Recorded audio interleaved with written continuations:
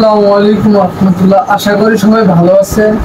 আজকে একটা DC power supply নিয়ে কথা বলবো। এটা হলো YCS 3005 PM। এটা মূলত সুগন কোম্পানির আর কি। আমি যখন ঢাকাতে অর্ডার দিই সুগনের কথা ছিল আর কি।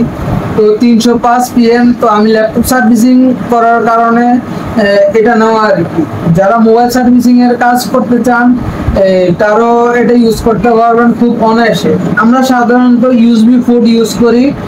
যে কত অ্যাম্পিয়ার নেয় এটা মূলত 2 ডিজিটের, আর এখানে আছে 4 ডিজিট।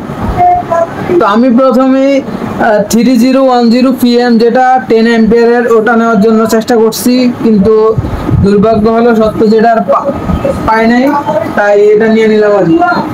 তো এটাতে কিছু ফাংশন আছে যেগুলা আমরা নতুন নিলে অনেকে বুঝতে অসুবিধা হয়, তাই আপনাদের জন্য এই ভিডিওটা তৈরি করা। তো প্রথমেই হলো যে আমরা এটা অন অফ করবো কিভাবে। এই যে পাওয়ার বাটন ক্লিক করছি, আমাদের ইন্টারফেস চলে আসছে। তো আমরা প্রথমে মেমোরি সেটিং করতে হইব। তো যারা এর মধ্যে বলে নেই এটা হলো 30 ভোল্ট আর হলো 8.4 ভোল্ট। যারা মোবাইল সার্ভিসিং এর কাজ করবেন তারা অবশ্যই 8.4 ভোল্টেজটা সিলেক্ট করবেন। এখানে একটা ইন্ডিকেট আসবে। তো মোবাইলে মূলত আমরা যতটুকু জানি যে 4.5 বা 7 বা 5 ভোল্ট দিয়েও কাজ করা যায়। তো আমরা এখানে জাস্ট এই যে 5 ভোল্ট, আর হলো এখানে এম্পিয়ারটা 3 অ্যাম্পিয়ার নিতে পারি বা 5 অ্যাম্পিয়ারও নিতে পারি, কোনো সমস্যা নেই। তো এখানে যদি আমরা 5 ভোল্টের থেকে আরেকটু কম নেই বা বেশি নেই, এখানে একটা চাপ দিলে যেটা লাফালাফি করবে। এই যে ধরুন আমরা 9 নিলাম, 5.19 ভোল্ট। তো এখানে চাপ দিলে হবে, আবার এভাবে কার্যক্রম চলবে। আবার আরেকটা দিলে এটা লাফ হইতেছে, আবার দিলে 5, এভাবে কাজ করা যাবে। আর অ্যাম্পিয়ারের ক্ষেত্রেও সেম কন্ডিশন। তো আমরা যেহেতু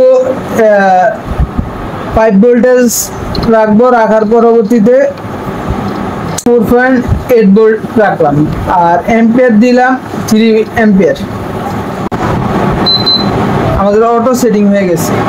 পরবর্তীতে M2তেও আমাদের মতো সেটিং করে জাস্ট খালি চাপ দিলে এই যে অটো সেট নিয়ে নিব। তো যেহেতু আমরা ল্যাপটপ সার্ভিস করব, তো আমরা এটা ঘুরিয়ে নিলাম। তো আমাদের প্রথম M1 রাখবো 19 ভোল্ট।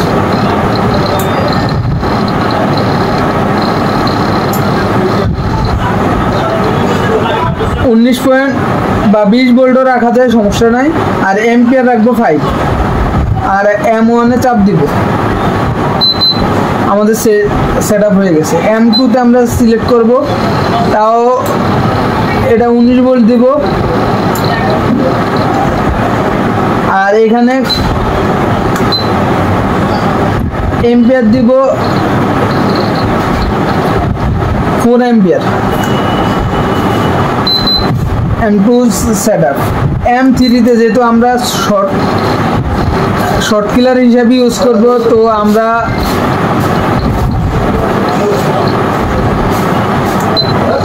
এই যে 3 ভোল্ট 5 অ্যাম্পিয়ারে দিব M3তে, আর M4 দিব মূলত 12 ভোল্ট। আমরা অনেক ক্ষেত্রে দেখা যায় যে ডিবিআর টিবিআর এগুলা সেট আপ করা লাগে, ওই ক্ষেত্রে 12 ভোল্ট 5 অ্যাম্পিয়ার দেওয়া M4। তো আমাদের সেটিংটি কমপ্লিট হয়ে গেল।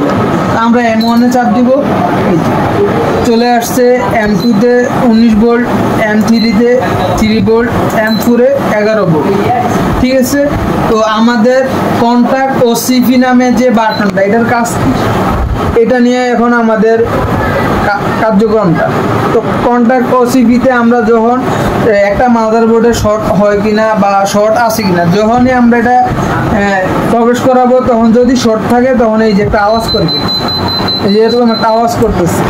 আর কন্টাক্ট ও সিপি যদি খুলে দেয়, তাহলে আমরা এটাতেই দেখাই,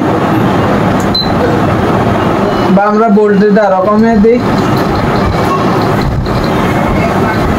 এই যে আমাদের এখানে সিবি আছে, সিসি মানে শর্ট। তো আমাদের এখানে 5 অ্যাম্পিয়ার লোড নেয় আর ওয়াট বাইরে যায়, আর এখানে সিসির মধ্যে বাতি জ্বলে। এই যে হচ্ছেন এই যে। আর যদি কন্টাক্ট ওসিবিতে ক্লিক করি তাহলে খালি শর্ট মানে টিট করে একটা শব্দ করবো, বাট এই কোনো অ্যাম্পিয়ার বা ভোল্টেজ সব জিরো হয়ে যাবে। এই যে এটা তো সেম কন্ডিশন। তো আশা করি কিভাবে তা ইউজ করতে হয়, মেমোরি প্লাস কন্টাক্ট এই বাটনগুলোর কাজ ক্লিয়ার। তো আমরা এখন আমাদের মোবাইলে যদি কানেক্ট করি 4.20 ভোল্টেজ রাখলাম, আছে 5 ভোল্টের, এটা হলো মূলত চার্জের জন্য। তো আমরা যখনই চার্জ দেব কিন্তু এখানে ওয়াট বা অ্যাম্পিয়ার শো করবে না। আর যখনই আমরা আমাদের এখানে কাজ করব ওয়াট বা এগুলো শো করবে। এই যে আমাদের অ্যাম্পিয়ার টানা শুরু করছে, কত ওয়াট কত অ্যাম্পিয়ার সম্পূর্ণ। তো আশা করি কিভাবে এটা ইউজ করতে হয় তা শিখতে পারছেন। তো যারা আমার চ্যানেলে নতুন বা পেজে থেকে দেখেন তারা অবশ্যই শেয়ার করবেন। দেখা হবে একটি নতুন ভিডিওতে, সে পর্যন্ত ভালো থাকবেন। আল্লাহ হাফেজ।